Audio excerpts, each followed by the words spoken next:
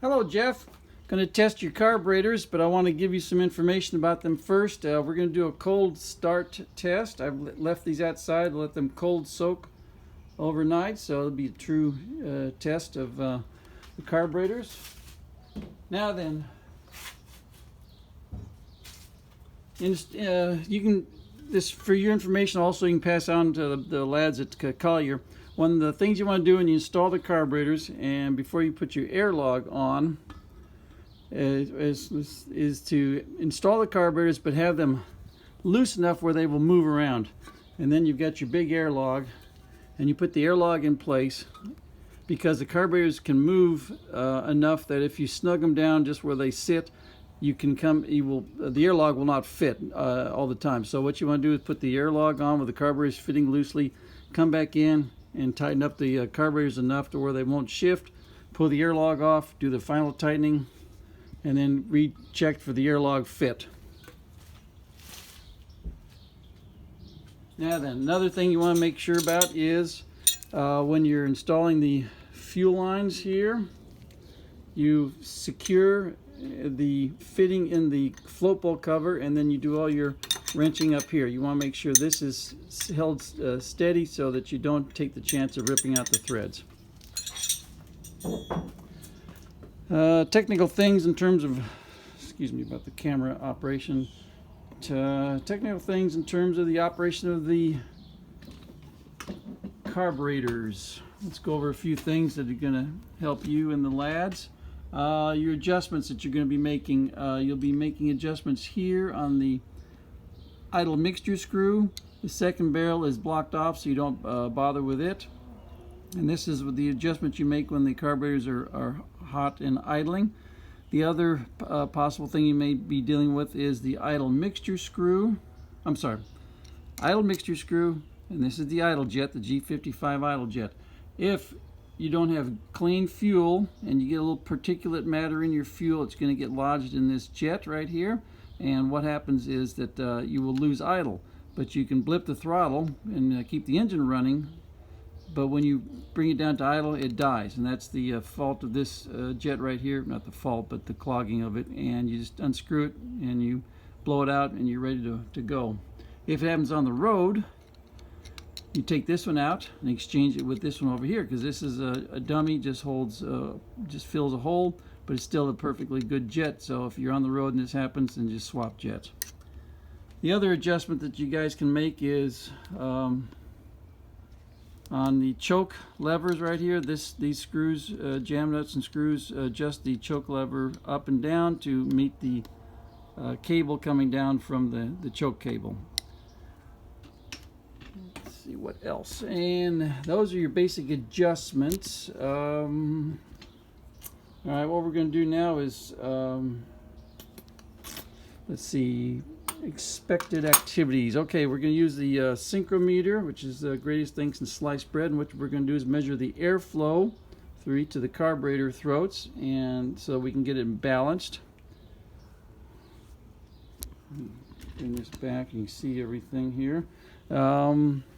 What we want to do is get the airflow through the first barrel of each carburetor flowing the same, and the minimal amount of airflow going through the second barrel, and that's because the carburetor's idle on the first barrel only, and the only time these open up is when you get the carb above like 3,500 RPM, and then the second barrels will open up. So what we want is less than the factory specs are about 2, so we want 2 or less in terms of airflow going through here. Another thing you make sure about is when you're going to start your engine, make sure you got fuel to the carburetors, and that's why you've got your priming lever on the fuel pump. So what I'm going to do is hit the priming lever, make sure we got fuel in the carburetors.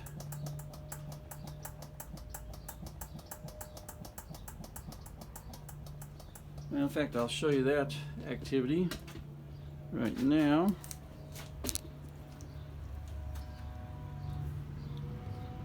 Alright, here's the priming lever, and you just pump it until you get fuel And if it's off the cam inside the engine, you may have to bump the engine over. So if you come in here and you hit it and you don't get any resistance like this, then you need to bump the engine over till you get resistance and start pumping fuel. Now, sit up here. And then you're going to, what I do is I'll blip the throttle, a couple of blips, give it some choke, switch on. Let's see what we've got here.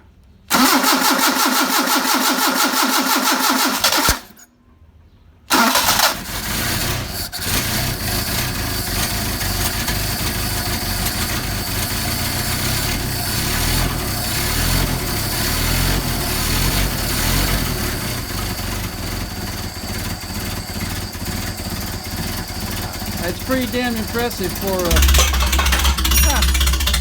my exhaust just fell off. That is pretty impressive for a set of Solexes. Let me put the exhaust back on. Yeah, so we can run the test and do the final tuning for you.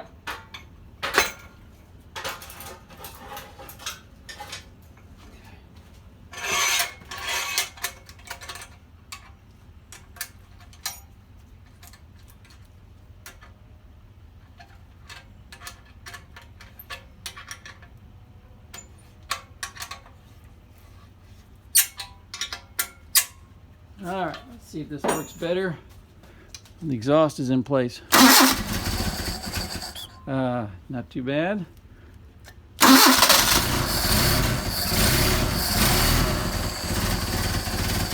Yeah, that's pretty damn impressive for Solexes, let's put it that way. Now I've got to get this thing up to operating temperature. That's the only time you can adjust it properly, is at full operating temperature. So, take a couple of minutes.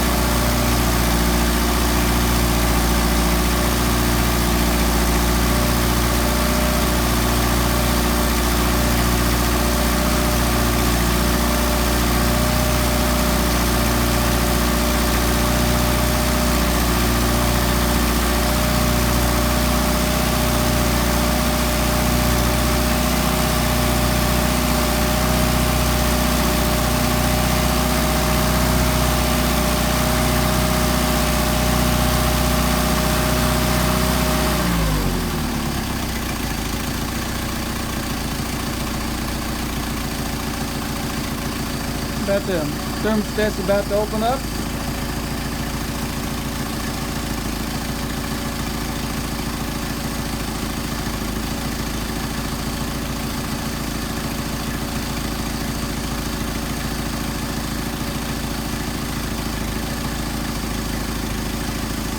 And there we go, thermostat is opened up. Now we can start tuning some carburetors.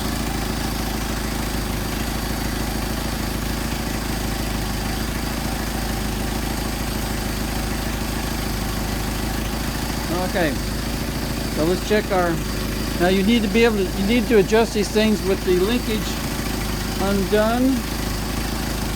So these are running individually. See how my idle dropped because I got the leakage valve adjusted. So now what we want to do is check our airflow.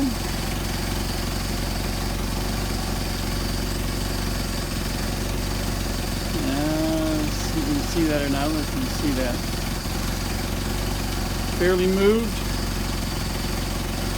This one fairly moved. Let's see if I can get this camera up a little higher. You can see that.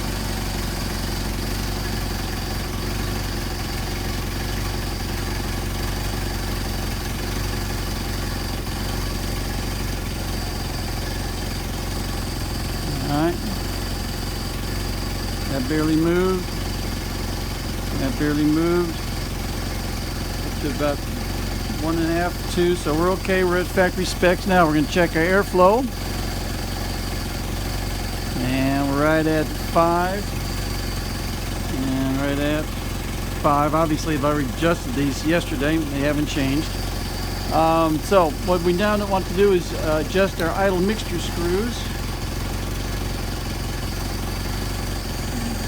It's hard to do with the camera in front of me, but what you're going to do is screw this idle mixture screw in and out until you get the best idle running. And I'll show you that when you go to the extremes what happens. And it helps if you use a tachometer to help balance them as well. Here the engine's starting to degrade, starting to miss. We're just going in just a teeny bit of a turn. Now coming back out. Engine picks up. Go the other way. Starting to degrade again. We go back in. We get our best idle. And you do this by hearing, by the way the engine runs, or using the tachometer. So we do the same thing over here. I'm going to stick my finger underneath here to keep the throttle closed.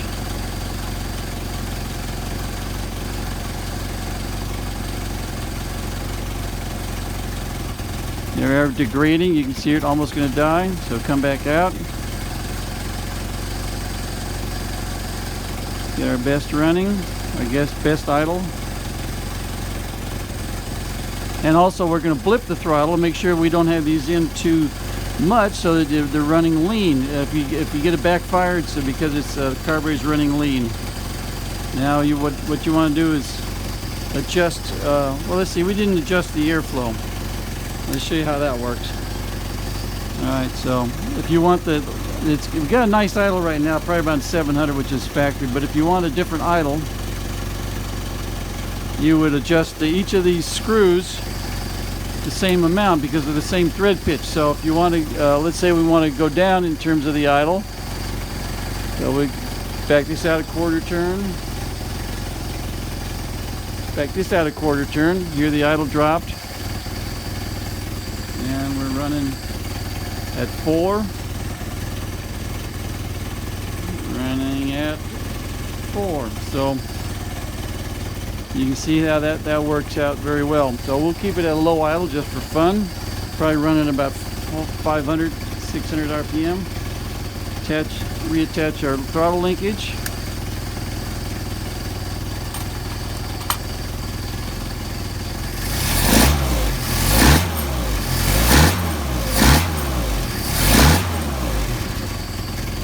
And back to idle.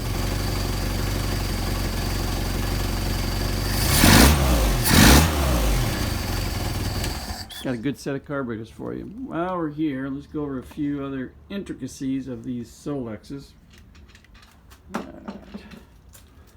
There is a relationship between the first barrel and the second barrel, and it's right down here. There's a bracket and a set screw that artificially closes the second barrel after you've opened up all 4 barrels.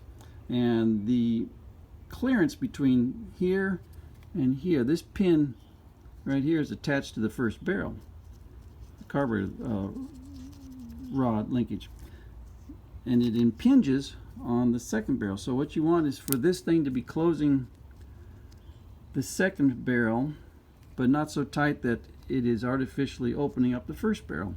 And you come over here and you can check, make sure you have just a smidge amount of play. Not much, just a smidge. And you can see over here, do the same thing. You can see that. Let me hold this steady. You can see it had just a teeny amount of play. So when you adjust the idle, that can change the relationship down here. So just be aware of that connection right down here. Also, you've got your idle speed set screw right here, and the clearance on that is 15 thousandths. Yeah, it's hard to believe, but you need a feeler gauge to work on these carburetors. Anyway, it's 15 thousandths, and so what that does is that is the clearance between the throttle linkage and the choke mechanism. So watch when I operate the choke, I'm actually moving the throttle linkage. And that's what gives you your fast idle, is the fact that you're artificially opening the carburetors, just like you're putting your foot on the accelerator. Which reminds me, there's an awful lot of drag and pull required on the cold choke. So what you might do is put your foot on the accelerator, then pull the choke, and then let your foot off the accelerator. And the reason for that is it reduces a great deal of load, because that one little knob on the dash that you're pulling like this is pulling against all these springs right here, and the return spring to the airlog, and it's also pulling on the spring that's above the transmission tunnel for the foot feed. Anyway, so I think we got a good set of carburetors just for fun while we're here. We'll do a hot start.